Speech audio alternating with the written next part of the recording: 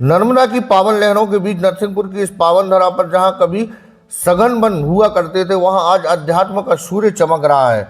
यह सूर्य उदय वर्ष 1960 में धर्म सम्राट यति चक्र चूड़ामणि जगतगुरु शंकराचार्य स्वामी स्वरूपानंद जी सरस्वती जी महाराज जी ने अपने तपोबल से इस परमहंसी गंगा आश्रम की नींव रखी।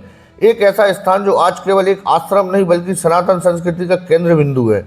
अक्षय तृतीया पर शुभ विवाह तिथि जब सतयुग और त्रेता युग का प्रारंभ हुआ, महाराज श्री ने इसी अनंत फल देने वाली तिथि के महत्व को जन जन तक पहुंचाया।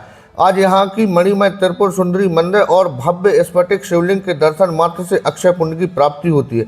अक्षय तृतीया के इस अवसर पर विशेष दिन पूजन अर्चन और महाराज श्री के सानिध्य में होने वाले धार्मिक अनुष्ठानों की परंपरा का वर्णन पूज्य महाराज श्री द्वारिका शारदा पीठ के शंकराचार्य श्री स्वामी सदानंद सरस्वती जी महाराज जी ने अपने मुखारविंद से दी। देखिए महाकौशल दर्पण की एक खास रिपोर्ट अंकित बख्शी के साथ। जगतगुरु शंकराचार्य जी महाराज जिन्होंने इस परमहंसी गंगा आश्रम की स्थापना 1960 में की और उसी दिन आध्यात्मिक उत्थान मंडल की स्थापना भी उन्होंने की थी अक्षय तृतीया के दिन। उसी विषय के कारण यहाँ प्रत्येक वर्ष अक्षय तृतीया को आध्यात्मिक उत्थान मंडल का समारोह मनाया जाता है। उसका अधिवेशन होता है त्रयोदशी 3 दिन वाला। उसमें मंडल का ध्वजारोहण होता है, वनवासी सम्मेलन होता है और भगवत पादाब्ज शंकराचार्य जी की जयंती का भी समारोह हम लोग करते हैं। रुद्राभिषेक होता है और व्याख्यान माला होती है। भगवान आद्य शंकराचार्य ऐसे समय अवतरित हुए थे जिस समय हमारे देश में ये उद्घोष होता था, वेदाह अप्रमाणम, वेद प्रमाण नहीं है। विधर्मियों ने बौद्धिक आक्रमण करके हमारी भारतीय संस्कृति को नष्ट करने का भरसक प्रयास किया। उस समय भगवत पादाब्ज शंकराचार्य जी ने कहा, वेदाह स्वतः प्रमाणम, वेद ही प्रमाण हैं। तो उनकी 2533 वर्ष व्यतीत हो गए और यही उन्होंने गोविंदनाथ वन नर्मदा के तट शंकर घाट पर गोविंद पादाचार्य जी से दंड संन्यास दीक्षा ली। उनकी वहाँ गुफा विद्यमान है और यहाँ से काशी प्रस्थान किया, चतुष्पीठ की स्थापना की। पूरे देश में भ्रमण करते हुए 72 मतों का खंडन किया और अद्वैत मत का किला खड़ा कर दिया। वो ऐसा समय था जब हमारे देश में अनास्था, अधर्मी, प्रज्ञापर आदि उत्पन्न हो रहे थे। सारा देश अनीश्वरवाद में दीक्षित हो चुका था और पाखंड का बोलबाला था। हिंदू सनातन धर्म को नष्ट भ्रष्ट करने के लिए खूब षड्यंत्र हो रहे थे। हमारे देश के राजा, कुछ राजा भी विधर्मियों के, बौद्धों के वश में हो चुके थे। अस्माकं राजा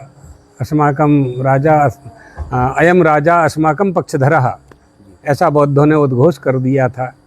तब भगवत पादाब्ज शंकराचार्य जी ने शास्त्रार्थ के बल पर, बुद्धि के बल पर, बौद्धिक बल पर सबको पराजित किया और पराजित करके हिंदू धर्म की पुनः स्थापना की। उसी संदर्भ में हम लोग ये चाहते हैं कि हमारे भारत देश में जैसे हमारा ये हिंदुस्तान है, भारत है, अत्रापि भारतम श्रेष्ठम जम्बूद्वीप है, इसका जो महत्व है वो सुरक्षित रहे। ये कब सुरक्षित रहेगा? जब हमारी प्राचीन शिक्षा पद्धति का हम आश्रय लेंगे, अर्थात हमारी शिक्षा पद्धति का भारतीयकरण होना चाहिए। गौ माता की रक्षा होनी चाहिए। गौ माता को पशु की श्रेणी से ऊपर उठा करके माँ के दर्जा, माँ की सूची में उनको शामिल किया जाना चाहिए। जब टाइगर को राष्ट्रीय पशु बना सकते हैं, मोर को राष्ट्रीय पक्षी बना सकते हैं, तो गौ माता को राष्ट्रीय माता क्यों नहीं घोषित कर सकते? करना चाहिए। और जितने भी हिंदुओं के, सनातन धर्मावलंबियों के मंदिर शासनाधीन हैं वो मुक्त होने चाहिए। अगर सारे हिंदुओं के मंदिरों को शासन ने अपने अधीन में कर रखा है तो फिर मस्जिदों को भी अपने अधीन करें, गुरुद्वारा को भी करें, गिरजाघर को भी करें। केवल हिंदुओं के लिए यह नियम क्यों बनाया गया? वो लोग अपनी स्वतंत्रता से धर्म का पालन कर रहे हैं, बहुत अच्छा है, हमें कोई आपत्ति नहीं है। वो लोग स्वतंत्र रूप से धर्म का पालन, अपने धर्मस्थलों की रक्षा स्वयं कर रहे हैं। हमारे धर्मस्थलों पर शासन बैठा हुआ है।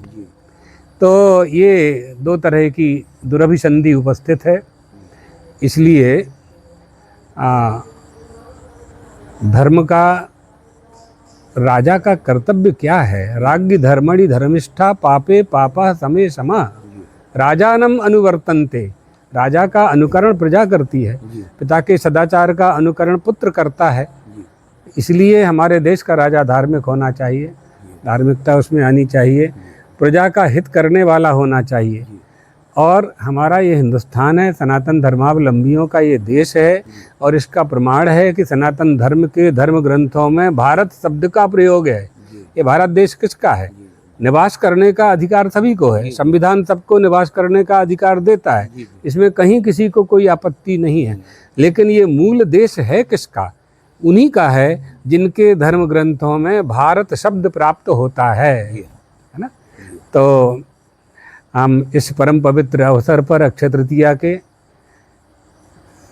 पावन अवसर पर समस्त भारतवासियों को, मध्य प्रदेश वासियों को, हमारे सभी गुरु भक्तों को भगवान द्वारकाधीश का आशीर्वाद देते हैं, और आपके चैनल को भी और आपको भी।